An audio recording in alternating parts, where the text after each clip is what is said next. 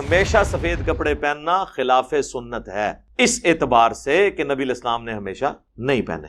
یہ خلاف سنت میں اس کیٹیگری میں نہیں لے رہا جو فقہ کی ٹرم ہے، وہ علماء ہو سکتا ہے پکڑ لیں اس بات کو کہ جی وہ آپ خلاف سنت کہہ دیا۔ اس معاملے میں کہہ رہا ہوں کہ جو آپ جس طریقے سے آپ نے لوگوں کو بتایا اس اعتبار سے تو خلاف سنت ہے، کیونکہ نبی الاسلام نے مختلف رنگوں کے کپڑے پہنے ہیں، اور ان میں سے کئی ایسے رنگ ہیں جن کو آپ جہنمیوں کا لباس کہتے ہیں، وہ نبی الاسلام نے پہنے ہوئے ہیں۔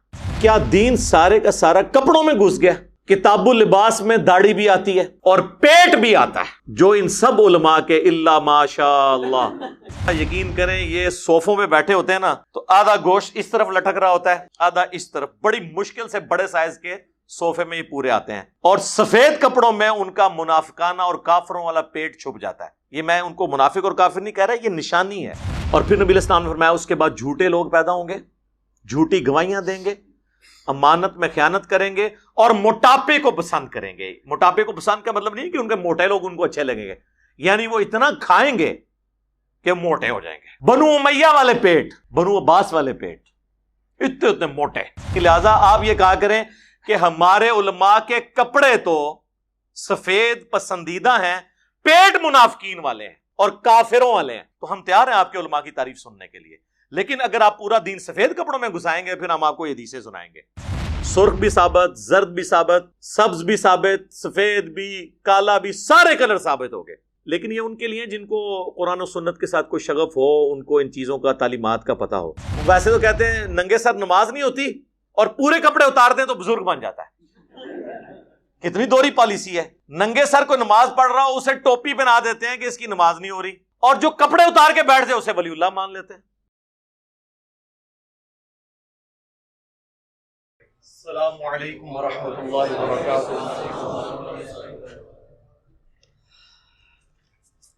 لا حول ولا قوة الا باللہ، حسبنا اللہ ونعم الوکیل، یا حی یا قیوم برحمتک استغیث۔ آپ کو پتا ہے کہ سب کانٹیننٹ کے اندر جو علماء نے اور فرقوں کے بزرگوں نے صدیوں سے دھوکے دیے میں نا، ان میں سے ایک بڑا دھوکہ جو ہے وہ گیٹ اپ کا فتنہ ہے۔ گیٹ اپ کا فتنہ کہ بندہ نظر کس قسم کا آ رہا ہے، یعنی کپڑے خوبصورت پہنے ہوئے ہوں، چہرہ نورانی ہو، پگڑی ہو، کرتا پہنا ہوا ہو، شلوار ٹخنوں سے اوپر ہو، تسبیح بھی استعمال کرتا ہو، اور دین بے شک وہ شیطان والا بتائے تو وہ 24 کیرٹ سونا ہے عوام الناس کی نظر میں۔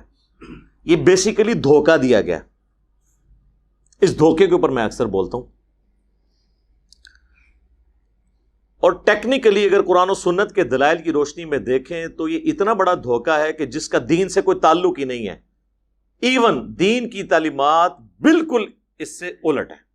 مثال کے طور پر ہمارے سب کانٹیننٹ میں سب سے زیادہ جس چیز کے اوپر زور دیتا ہے نا علماء کا طبقہ، اور وہ اپنے ماننے والوں کو، اپنے فالورز کو، وہ دینداری کی علامت یہ بتاتے ہیں کہ جی سفید کپڑے پہنے جائیں، اور پھر یہ بتائیں گے کہ سفید کپڑے پہننا سنت ہے۔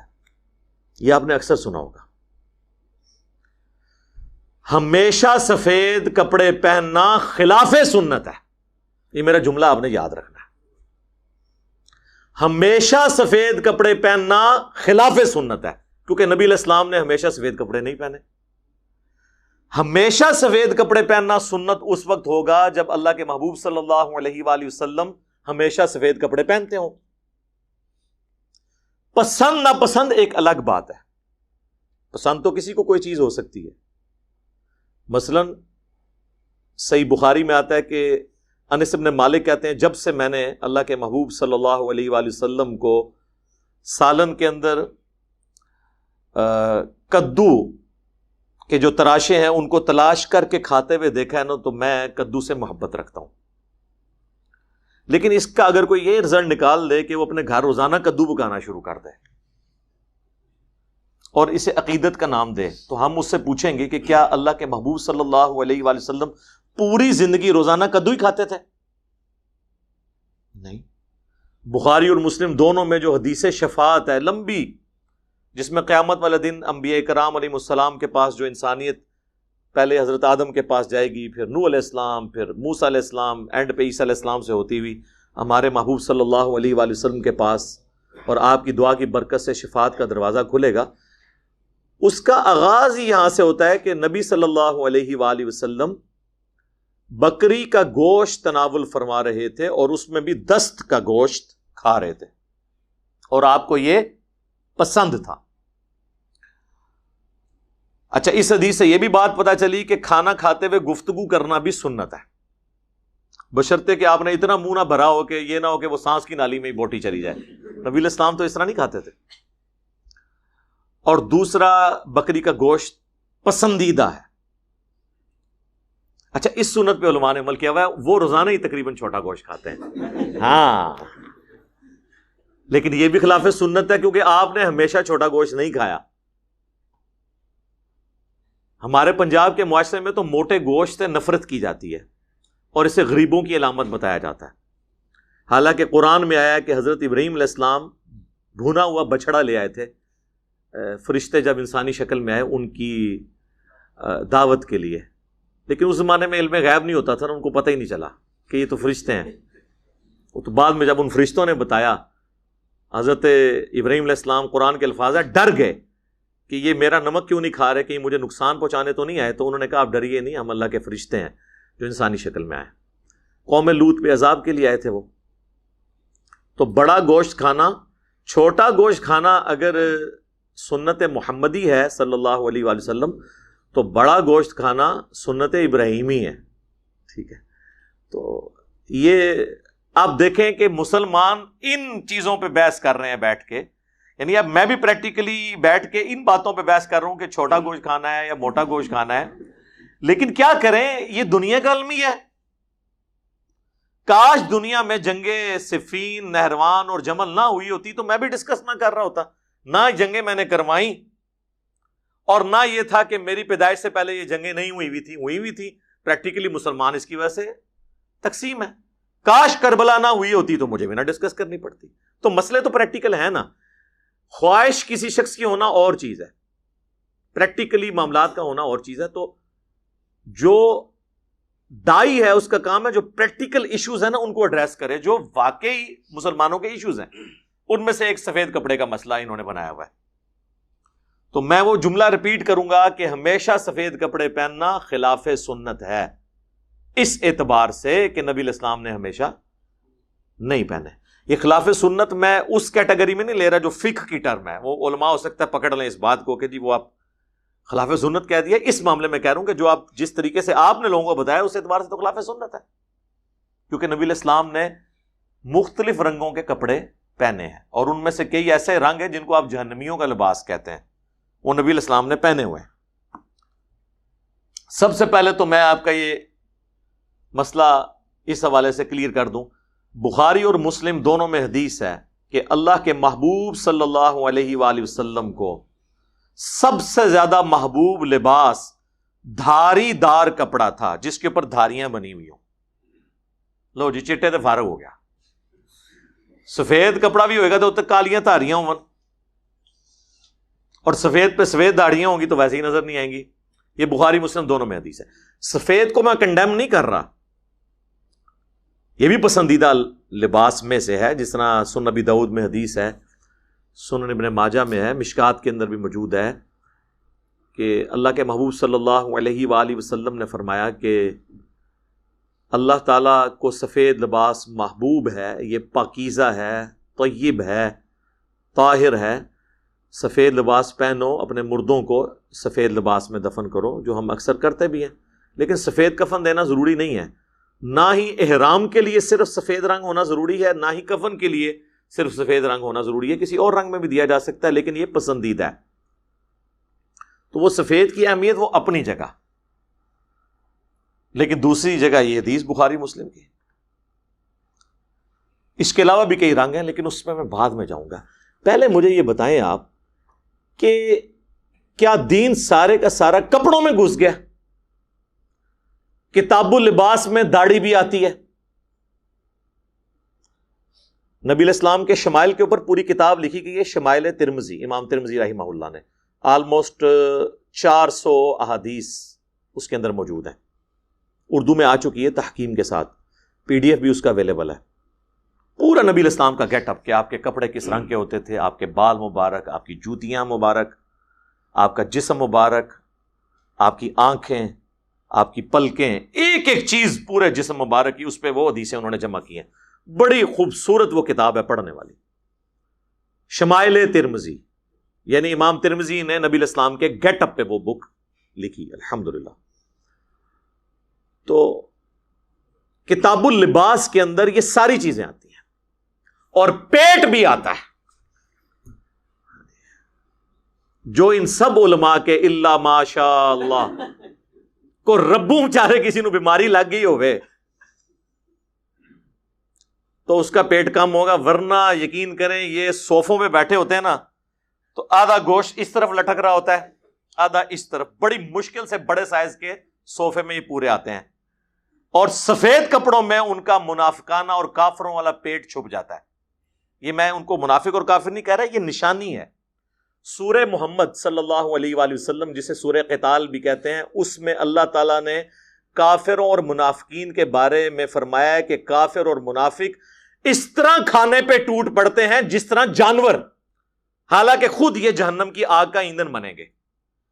یعنی زیادہ کھانے کو اللہ تعالیٰ نے قرآن میں کہا ہے یہ جانوروں کی عادت ہے، اور انسانوں کو جانور کا ہے جو ضرورت سے زیادہ کھاتے ہیں.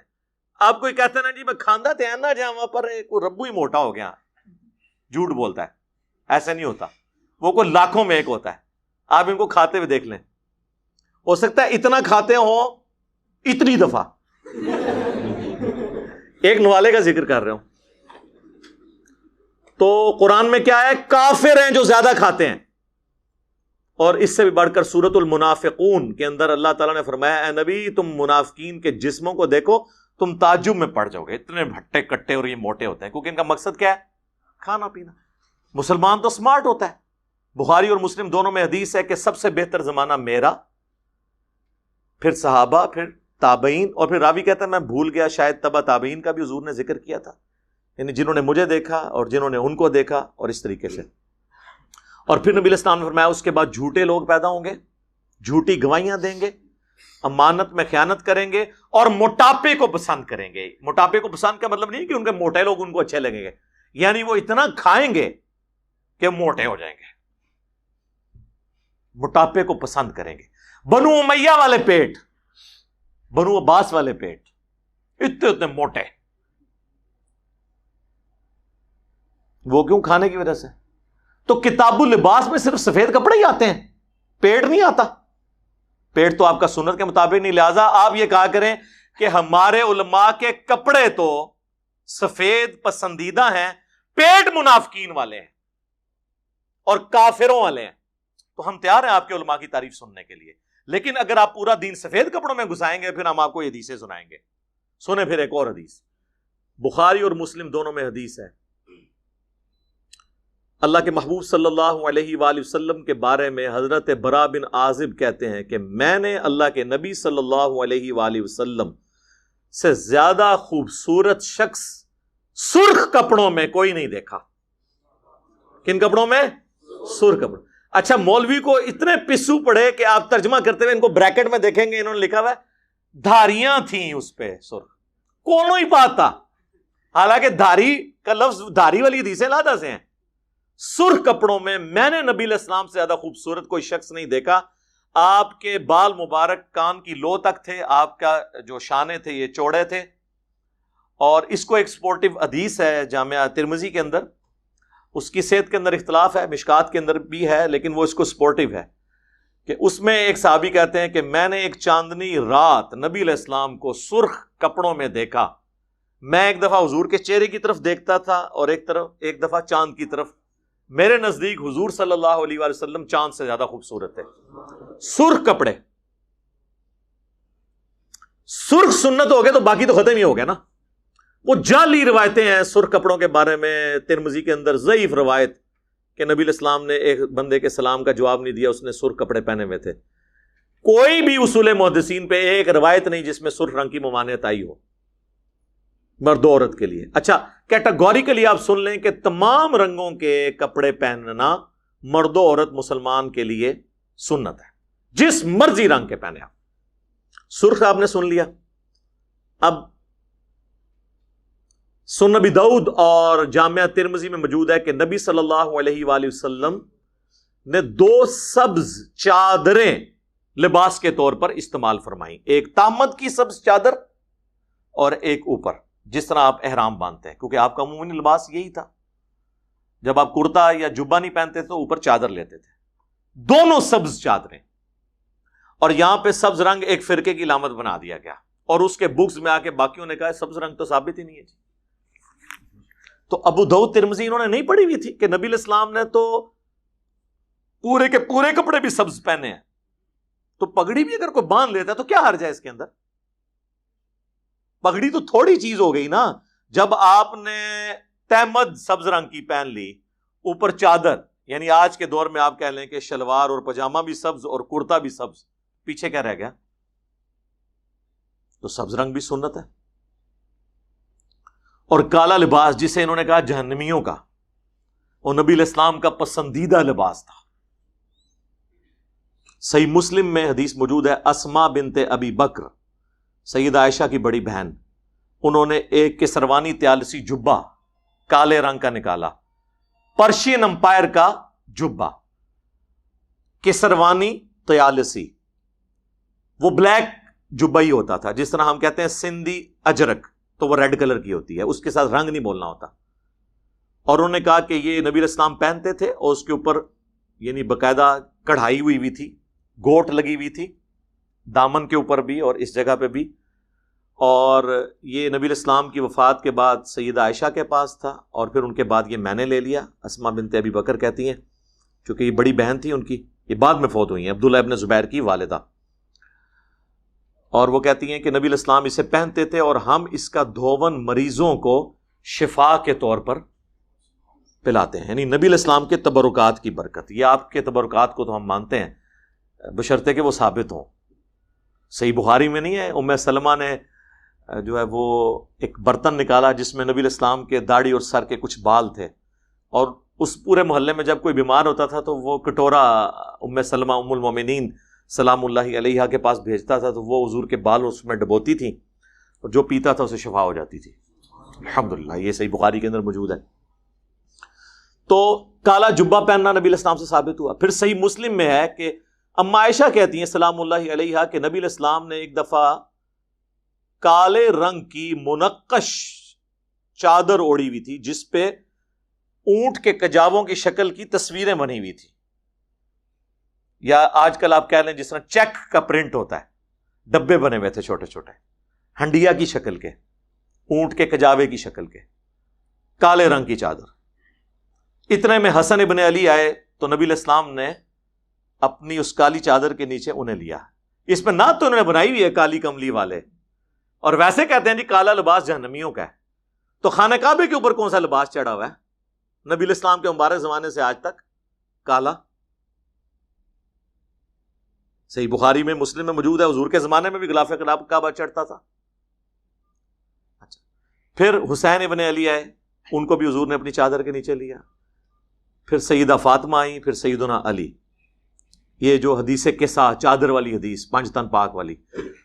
اور اما عائشہ یہ منظر دیکھ رہی ہیں، اما عائشہ کے سامنے یہ سب کچھ ہو رہا ہے کہ حضور نے اپنی اس چادر کے نیچے ان چاروں کو ساتھ لیا، اور پھر قرآن کی آیت سورہ الاحزاب کی آیت نمبر 33 تلاوت کی، انما یرید اللہ لیذھب عنکم الرجس اہل البیت ویطہرکم تطہیرا. اے نبی کے گھر والوں، اللہ تعالیٰ چاہتا ہے تم سے ہر طرح کی ناپاکی دور کر دے اور تمہیں خوب صاف ستھرا کر دے. تو اس میں حضور کی چادر بھی کالی ثابت ہوگی. آج کل یہ جب سے طالبان کی فتح ہوئی ہے تو آپ کو وہ پھر حدیثیں سنانے شروع کر دیے ہیں، خراسان سے کالے جھنڈے، خراسان سے کالے جھنڈے، خراسان سے کالے جھنڈے. کالے جھنڈے کیوں؟ وہ تو رافضیوں کے ہیں. ویسے طالبان نے اپنا جھنڈا سفید رکھا ہوا ہے، فی الحال سفید ہے، کالا ہو جائے گا انشاءاللہ جدو مہدی آن گے. لیکن وہ تو پتہ ہو سکتا ہے کوئی اور طالبان ہو، کوئی علمی کتابی طالبان ہو. ہاں انشاءاللہ تعالی تبدیلی آ رہی ہے. افغانستان میں بھی بہت تبدیلی ہے. آج ایک بھائی بھی آئے ہوئے افغانستان سے. کون سے جی؟ آپ ہیں؟ دیکھیں نا جی. تو افغانستان تک بھی بات اللہ کے فضل سے پہنچی ہوئی ہے الحمدللہ. تو کالے جھنڈے وہ ٹھیک ہے، مسند احمد میں اس کی موقوفاً روایت ثوبان مولا رسول اللہ صلی اللہ علیہ وآلہ وسلم، جو حضرت رسول اللہ صلی اللہ علیہ وآلہ وسلم کے آزاد کردہ غلام تھے، ان سے ہے کہ جب خراسان سے کالے جھنڈے آتے ہوئے دیکھو تو ان کا استقبال کرو، اس میں اللہ کا خلیفہ مہدی ہوگا۔ یہ مشکات میں بھی حدیث موجود ہے۔ اس کی مرفوع روایت جو ہے وہ ضعیف ہے، لیکن اس کی موقوفاً روایتیں صحیح سند سے موجود ہیں دلائل النبوہ کے اندر اور کتابوں کے اندر۔ تو کالا جھنڈا بھی نبی علیہ السلام سے ثابت ہو گیا، کالا لباس آپ دیکھ لیں، چادر بھی، غلاف کعبہ بھی، آپ کا جبہ مبارک بھی، یہ تو کالا رنگ ہو گیا۔ آندہ کوئی نہ کہ جی کالا رنگ جو ہے وہ جہنمیوں والا ہے۔ اور کالی پگڑی، صحیح مسلم میں حدیث ہے، نبی علیہ السلام فتح مکہ کے موقع پر جب خانہ کعبہ شریف میں فاتح کی حیثیت سے داخل ہوئے تو آپ کے سر مبارک پہ کالی پگڑی تھی۔ سفید پگڑی بھی سنت ہے۔ المستدرک للحاکم میں موجود ہے، عبد الرحمن بن عوف کہتے ہیں کہ میں نے کالی پگڑی پہنی ہوئی تھی تو حضور نے میری کالی پگڑی کھول دی اور اس کی جگہ مجھے سفید پگڑی پہنائی، یعنی امن کی علامت کے طور پہ نا، گڈ جیسچر دینے کے لیے پہلے کافروں کو کہ وہ اطاعت اختیار کریں۔ شیعہ نے اس سے اپنا مطلب نکال لیا، انہوں نے کہا جی کالی پگڑی صرف سید باندھیں گے اور سفید جو ہے وہ دوسرے باندھیں گے۔ اسی لیے آپ دیکھتے ہیں کہ جو نان سید شیعہ علماء ہیں نا، وہ بےچارے جرت نہیں کرتے کالی پگڑی پہننے کے، یہ خود سے انہوں نے ایک بدعت دین کے اندر بنا لی ہوئی ہے۔ امین شہیدی صاحب سید نہیں ہے نا، وہ آپ کو کالی پگڑی میں کبھی نہیں نظر آئیں گے اللہ کے فضل سے، ہمیشہ سفید پگڑی پہن لیں گے۔ ہاں جواد نقوی صاحب کالی بھی پہن لیں گے، سفید بھی پہن لیں گے کہ وہ سید ہیں، تو یہ خود سے انہوں نے رزلٹ نکالے، بھائی سنت ہے سارے پہنے۔ بال عبد الرحمن بن عوف کہتے ہیں کہ آپ نے سفید پگڑی مجھے اپنے مبارک ہاتھوں سے باندھی، اس میں آپ نے شملہ بھی چھوڑا اور ایک چپے کے برابر آپ نے شملہ چھوڑا اور فرمایا کہ یوں پگڑی باندھا کرو، خوبصورت لگتی ہے۔ تو شملہ جسے صدل بھی کہتے ہیں، یہ لٹکانا بھی پگڑی میں سنت مبارکہ ہے۔ تو سفید پگڑی بھی ثابت ہو گئی، سرخ رنگ بھی بتا دیا۔ وہ کہتے ہیں جی زرد رنگ جو ہے نا یہ کافروں کا لباس ہے، وہ بخاری مسلم میں حدیث ہے، نبی علیہ السلام فرمایا کہ یہ کافروں کا لباس ہے زرد۔ بھئی وہ حدیث منسوخ ہے۔ آپ علم حدیث سے واقفیت رکھتے ہو تو اس قسم کے کئی اعمال ہیں جو منسوخ ہو چکے ہیں، اس کی ناسخ احادیث موجود ہیں۔ سب سے بڑی ناسخ حدیث یہ ہے کہ صحیح مسلم میں حدیث ہے کہ قرب قیامت میں عیسیٰ ابن مریم 2 زرد چادروں میں دمشق کے مشرقی کنارے پہ اتریں گے، مینار کے اوپر شام کے اندر، اس حال میں کہ انہوں نے فرشتوں کے پروں پہ یوں اپنے ہاتھ رکھے ہوئے ہوں گے، 2 زرد چادروں میں، یعنی نیچے ایک تامت زرد کلر کی اور اوپر چادر، عیسیٰ ابن مریم۔ تو عیسیٰ ابن مریم اگر 2 زرد چادروں میں اتر رہے ہیں تو بخاری مسلم کی وہ احادیث منسوخ ہیں جن میں زرد کپڑوں کو کافروں کا لباس کہا گیا، وہ منسوخ ہے، بعد میں اللہ نے اجازت دے دی۔ اس طرح اگر آپ پھر بنائیں گے پھر تو گنگا میں ہندو نہاتے ہیں اور ہم زمزم میں، جی ان کے لیے بھی متبرک پتھر ہے، ہمارے لیے حجر اسود ہے، تو اس طرح زیملس تو نہیں بنائیں گے جب چیز ثابت ہو جائے گی۔ سب سے بڑی بات، سکھ بھی داڑھی رکھتے ہیں، ہم بھی رکھتے ہیں، تو یہ کوئی مشابہت تو نہیں ہو جائے گی ان کی، تو یہ حدیثیں منسوخ ہیں۔ اور سیدنا عیسیٰ ابن مریم کا عمل کرنا تو وہ تو سب سے بڑا ناسخ ہو گیا نا، یعنی کوئی حدیث کہیں چھپی بھی رہ گئی تھی تو عیسیٰ ابن مریم تو قیامت سے جسٹ پہلے آئیں گے نا، ان تک تو ساری حدیثیں آ چکی ہیں۔ اور صحیح مسلم میں حدیث ہے کہ عیسیٰ ابن مریم قرب قیامت میں جب تم میں اتریں گے تو راوی حدیث کہتا ہے کہ وہ تمہیں اللہ کی کتاب اور اس کے نبی کی سنت کے مطابق چلائیں گے۔ اگر عیسیٰ ابن مریم نبی صلی اللہ علیہ وآلہ وسلم کی مبارک سنت کے مطابق چلا رہے ہیں تو اٹ مینس کہ زرد چادریں سنت ہوئیں، نبی علیہ السلام کی تعلیم سے ہوئیں۔ ہاں شیخ احمد سرندی نے لکھا ہے کہ قرب قیامت میں جب عیسیٰ ابن مریم اتریں گے تو وہ فقہ حنفی کے مطابق عمل کریں گے۔ ہاں جی، پھر ان کو شرم آئی کہ یہ تو میں بہت بڑی بات کر رہا ہوں، کہتے ہیں نہیں، ان کا اجتہاد امام حنیفہ سے مل جائے گا۔ اور پھر آگے لکھا کہ بالفرض اگر اس امت میں کوئی پیغمبر ہوتا تو وہ فقہ حنفی کے مطابق عمل کرتا، اے بھی لکھے ہے جی۔ اور یہ اللہ بھلا کرے، عطا اللہ شاہ بخاری دیوبندیوں کے بابا جی، انہوں نے ہمارا مسئلہ بھی حل کیا. وہ اتنے عرصے سے شیخ احمد سرہندی کی یہ باتیں ادھر ادھر گھوم رہی تھی. انہوں نے کہا یار کو بندہ بھی میں لبا نا, تو انہوں نے فرما دیا, انہوں نے کہا کہ جی جو شیخ الیاس کاندلوی تھے جنہوں نے تبلیغی جماعت بنائی, ان کے بیٹے تھے یوسف کاندلوی صاحب جو تبلیغی جماعت کے امیر رہے ہیں. ان کے بارے میں عطا اللہ شاہ بخاری صاحب فرمایا کرتے تھے کہ اگر اس امت میں کوئی پیغمبر ہوتا تو یوسف کاندلوی صاحب ہوتے جی. اور یہ رائے ونڈ کے بزرگ اپنی مجلسوں میں, کارگزاریوں میں, اپنی تقریروں میں یہ واقعہ سناتے ہیں. ہمارے ایک بڑے قریبی دوست ہیں, اسٹوڈنٹ ہیں, کرنل صاحب, انہوں نے باقاعدہ کہا کہ جی آپ میرے کہنے پہ اس کو سنائیں.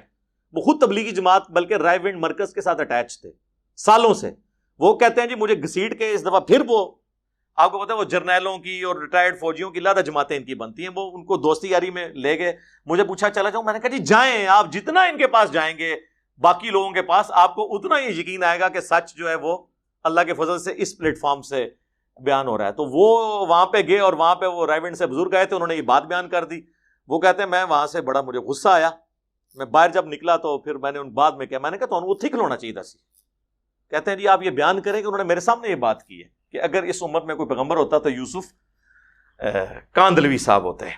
تو میں نے کہا ٹھیک ہے, جب بابوں نے ایک بڑا چسکا لگایا بوتل کھول کے کہ حضرت عیسیٰ ابن مریم حنفی ہوں گے اور اس امت میں کوئی پیغمبر ہوتا تو حنفی ہوتا, تو چھوٹوں کا بھی تو حق ہے نا کہ وہ آگے پھر اس مشن کو, نامکمل مشن کی تکمیل کرتے ہوئے آگے بندے کا بھی نام دسن نا. لیکن ابھی یہ مسئلہ خراب ہو گیا ہے کہ وہ اگر امت میں پیغمبر ہوتا تو حنفی دیوبندی ہوتا یا حنفی بریلوی ہوتا. تو میری بریلویوں سے ریکویسٹ ہے کہ ایک بندہ آپ بھی نامینیٹ کریں, یہ بڑی سخت زیادتی ہے. اینا اپنا بندہ دیتا ہے, تسی بھی اپنا بندہ دیو بھائی, دیو. الیاس قادری صاحب دے دو, طالب قادری صاحب دے دو, کوئی دینا دیو, ایک بندہ کڈو, یہ ذمہ داری ہے, ورنہ دیوبندی کے نکل گئے جائے تسی پیچھے رہ گئے. ہاں پھر کہتے ہیں جی یہ تو ان کے ٹخنوں کے برابر نہیں ہے اور ہمارے بزرگوں کا مذاق اڑاتا ہے.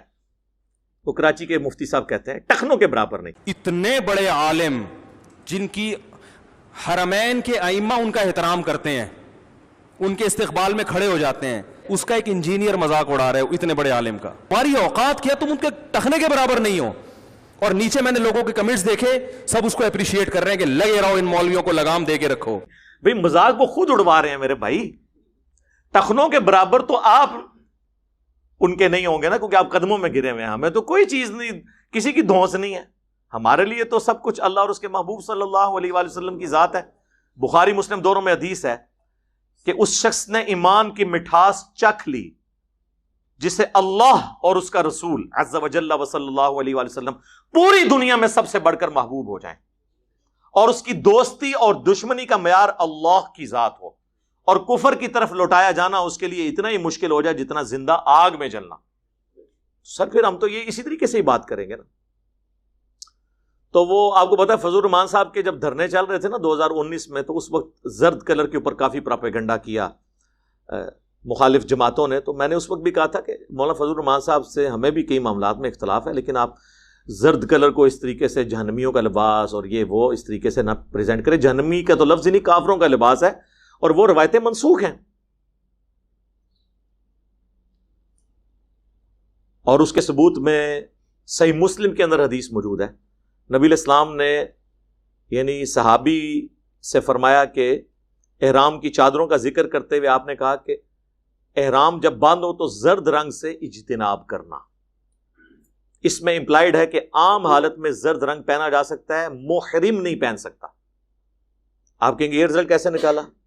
وہ اس لیے نکالا کہ صحیح بخاری میں حدیث ہے کہ محرم موزے پہننے سے, چہرہ ڈھانپنے سے, ٹوپیاں پہننے سے اور پگڑی پہننے سے اجتناب کرے. تو اس کا کیا مطلب ہوا کہ عام حالت میں یہ ساری چیزیں سنت ہیں, جائز ہے. ٹوپی بھی, پگڑی بھی, موزے بھی, چہرے پہ کپڑا ڈالنا بھی. اور اس سے بھی واضح حدیث صحیح مسلم کے اندر موجود ہے, صحیح بخاری کے اندر. عبداللہ بن عمر کو ایک شخص آ کے کہتا ہے میں نے آپ کو 4 ایسے کام کرتے ہوئے دیکھا ہے جو میں نے کسی اور کو نہیں دیکھا. ان میں سے ایک کام یہ ہے کہ آپ اپنی داڑھی کو زرد رنگ سے رنگتے ہیں. حتیٰ کہ آپ کے کپڑے بھی زرد ہو جاتے ہیں. تو انہوں نے کہا یہ اس لیے میں کرتا ہوں کہ حضور صلی اللہ علیہ وآلہ وسلم کو زرد رنگ اتنا محبوب تھا کہ آپ اگر کبھی کبھار اپنی داڑھی کو رنگتے زرد رنگ سے تو آپ کے کپڑوں پہ بھی وہ رنگ لگ جایا کرتا تھا. تو میں اس دن سے اتنا محبوب رکھتا ہوں کہ میں بھی یہ کرتا ہوں. اور اسی کی ایکسپلینیشن سنن نبی داؤد میں عبداللہ بن عمر کی حدیث آگے چلتی ہے. اس میں تو الفاظ ہیں کہ نبی علیہ السلام اپنی داڑھی کو، کپڑوں کو اور پگڑی کو بھی زرد رنگ سے رنگتے تھے. تو لہذا زرد رنگ کی پگڑی پہننا بھی سنت ہے. عمل تو سارے کر رہے ہیں سر. یہ مولانا فضل الرحمان صاحب نے تو چلے زرد پہنی ہوئی ہے، الیاس قادری صاحب زرد نہیں پہن رہے. امام کعبہ نے جو گون پہنا ہوتا ہے وہ زعفرانی اور زرد کلر کا نہیں ہوتا. اہل حدیث بھی پہن رہے ہیں. شیعہ کے آپ جواد نقوی صاحب کو دیکھ لیں، انہوں نے بھی وہ امام کعبہ والا کبھی گون پہنا ہوتا ہے، وہ زعفرانی اور زرد کلر کا ہے. تو یہ کلر بھی کپڑوں میں سنت. سرخ بھی ثابت، زرد بھی ثابت، سبز بھی ثابت، سفید بھی، کالا بھی، سارے کلر ثابت ہو گئے. لیکن یہ ان کے لیے جن کو قرآن و سنت کے ساتھ کوئی شغف ہو، ان کو ان چیزوں کا، تعلیمات کا پتہ ہو. لیکن اس میں ایک اور چیز بھی یاد رکھیے گا کہ یہ بات درست ہے، سنن نبی داؤد میں حدیث ہے، جس نے جس قوم سے مشابہت کی وہ ان میں سے قیامت کے دن اٹھایا جائے گا. لیکن یہ مذہبی مشابہت ہے، اور وہ مذہبی مشابہت جو ان کی نشانی ہو اور ہماری مشروع نہ ہو. اب اگر کوئی کہے کہ جی اگر کوئی داڑھی رکھے گا تو سکھوں کے ساتھ اٹھایا جائے گا، نہیں، داڑھی تو سنت ہے. زرد کلر کی پگڑی پہننا تو سنت ہے. لہٰذا اب اگر کوئی کہ جی ہندو بھی زرد کلر کی وہ تہمد اور اوپر چادر لیتے ہیں تو یہ مماثلت ہوگی، یہ مماثلت نہیں ہوئی. ورنہ تو آپ گنگا اور زمزم کی بھی بنانا شروع کر دیں گے، حجر اسود کی اور ان کے پتھروں کی بھی بنانا شروع کر دیں گے، وہ نہیں. اور یہ بھی حدیث صحیح ہے سنن نبی داؤد میں کہ آپ صلی اللہ علیہ وآلہ وسلم نے فرمایا جس نے دنیا میں شہرت کا لباس پہنا، قیامت والے دن اللہ تعالیٰ اسے ذلت کا لباس پہنائے گا. وَلِعَوْذُ بِاللَّهِ تعالیٰ. یہ کئی لوگ تو جان بوجھ کے بھڑکیلے قسم کے لباس پہنتے ہیں نا، روب ڈالنے کے لیے لوگوں کے اوپر. ہم کسی پہ فتویٰ نہیں لگاتے، لیکن وہ تو خود اپنی اداؤں کے اوپر غور کریں ایسے لوگ. جامعہ ترمذی میں یہ بھی حدیث ہے کہ جس شخص نے قدرت کے باوجود دنیا میں سادہ لباس اختیار کیا اور مہنگا لباس چھوڑ دیا تو قیامت والے دن اللہ تعالیٰ پبلکلی اسے جنتی حلہ پہنائے گا لوگوں کے سامنے کہ اس نے میری خاطر سادگی اختیار کی تھی. سادگی، گندگی نہیں. یہ نہ ہو کہ کپڑے اتار کی، ویسے تو کہتے ہیں ننگے سر نماز نہیں ہوتی، اور پورے کپڑے اتار دیں تو بزرگ بن جاتا ہے. کتنی دوری پالیسی ہے. ننگے سر کو نماز پڑھ رہا ہو اسے ٹوپی پہنا دیتے ہیں کہ اس کی نماز نہیں ہو رہی، اور جو کپڑے اتار کے بیٹھ جائے اسے ولی اللہ مان لیتے ہیں. تو پھر ننگے سر والے کو بھی تھوڑا سا کوئی ولی اللہ مان لینا. اس کو کپڑے نہیں پہناتے، اسے ٹوپی بنا دیتے ہیں زبردستی. یہ دورے معیارات ان کے چل رہے ہیں. تو سادگی، لیکن سادگی کا مطلب گندگی نہیں ہے. وہ سنن نبی داؤد میں حدیث ہے، ایک شخص حضور کے سامنے آیا صلی اللہ علیہ وآلہ وسلم، اس کے کپڑے بڑے میلے تھے. آپ نے اس کا انٹرویو کیا تو پتہ چلا وہ تو بڑا امیر آدمی ہے، اس کے پاس اتنی بھیڑ بکریاں ہیں. تو پھر آپ صلی اللہ علیہ وآلہ وسلم نے فرمایا کہ اللہ تعالیٰ پسند کرتا ہے کہ نعمتوں کا اثر دکھائی دے. ایک گندے کپڑوں والا آیا، آپ نے فرمایا کہ اسے کوئی ایسی چیز نہیں ملی کہ اس سے اپنے کپڑے دھو لیتا. ایک ایسا شخص سامنے آیا جس کے یعنی بال بکھرے ہوئے تھے، تو آپ صلی اللہ علیہ وآلہ وسلم نے فرمایا کہ اسے کوئی چیز نہیں ملی کہ اپنے بالوں کو سنوار لیتا. یعنی سادگی کا مطلب گندگی نہیں ہے. ہمارے ملکوں کے اندر سادگی کا مطلب لوگ گندگی لے لیتے ہیں اور وہ اس کو پھر کبھی مجذوب کہہ دیتے ہیں، کبھی قلندر کہہ دیتے ہیں، اور کہتے ہیں یہ پہنچے ہوئے ہیں. کدھر پہنچے ہوئے ہیں؟ لگ جائے گا پتہ انشاءاللہ تعالیٰ کہ کدھر پہنچے ہیں. تو یہ چند ایک باتیں میں نے اس حوالے سے عرض کر دی. میں نے کہا یہ بھی ایک ادھار ہے. لوگ اکثر بات کرتے رہتے ہیں کہ جی آپ سفید کپڑوں کے حوالے سے، تو یہ سفید کپڑوں کے اوپر تو صرف انہوں نے اپنے موٹے پیٹوں کو چھپانے کے لیے نہ ایک لبادہ اوڑا ہوا ہے سفید کپڑوں والا. میں سفید کپڑوں سے کوئی نفرت نہیں پیدا کر رہا، میں کہہ رہا ہوں کہ آپ لوگوں کو پوری بات بتائیں کہ ہمیشہ سفید کپڑے پہننا خلاف سنت ہے. مختلف رنگوں کے کپڑے پہننا سنت ہے، اور اس میں کسی بھی رنگ کی کوئی ممانعت نہیں ہے. صلاۃ بر محمد وآل محمد، اللہم صلی علی محمد وعلی آل محمد واصحاب محمد صلی اللہ علیہ وسلم.